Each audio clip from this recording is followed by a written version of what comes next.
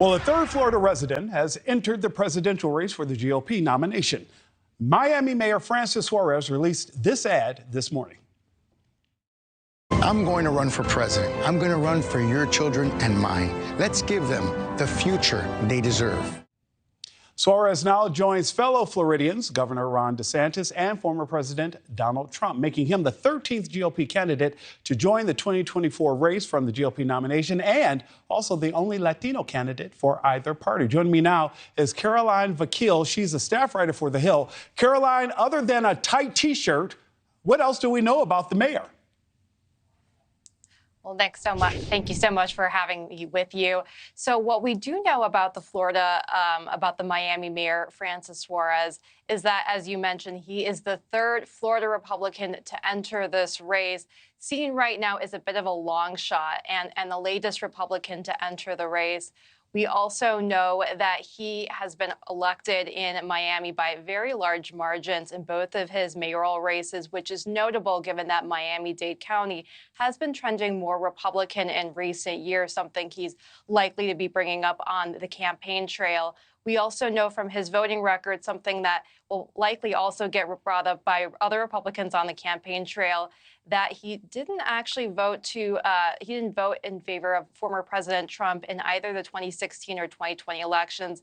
He also didn't vote for Governor Ron DeSantis in 2018, but did vote for him in 2022. And so we'll see this as the latest dynamic to shake up this 2024 race so far. And Carolyn, you mentioned his popularity because I believe both of his elections he won by more than 80%. So it's clear that the residents of Miami like him. But some of the GOP candidates seem to be struggling with how to support or not support the former president during this current investigation. Mike Pence even refused to answer if he would pardon the president. Why the vague messaging from not only Mr. Pence, who served under President Trump, but also the latest candidate to enter the race? So former President Trump's indictment is a little bit of a political hot potato, you might say, for the other 2024 contenders. As you noted, former Vice President Pence, who was very close to former President Trump for, during the Trump administration years, giving a bit of a vague answer, saying that it's premature to say whether or not he would give a pardon to Trump if he was elected. That also implies guilt, which is why some of the language there is a bit touchy. At the same time, you have contenders like former UN Ambassador Nikki Haley, who's saying she's inclined in favor of a Trump indictment for pardon for Trump, I should say.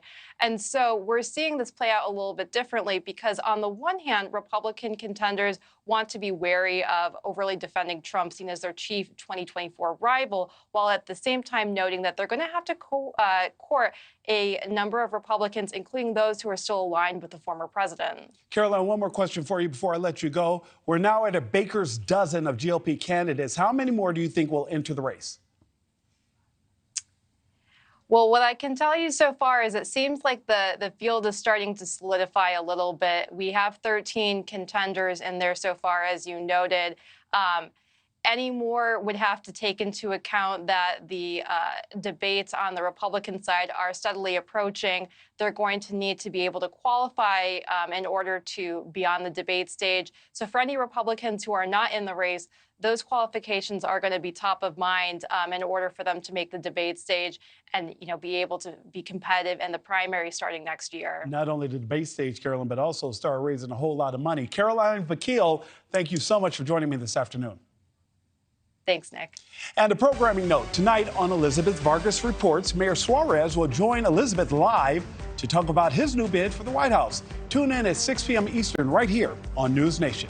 Thank you for watching. Go to newsnationnow.com to find NewsNation on your television provider. And don't forget to click the red subscribe button below to get more of NewsNation's fact-driven, unbiased coverage.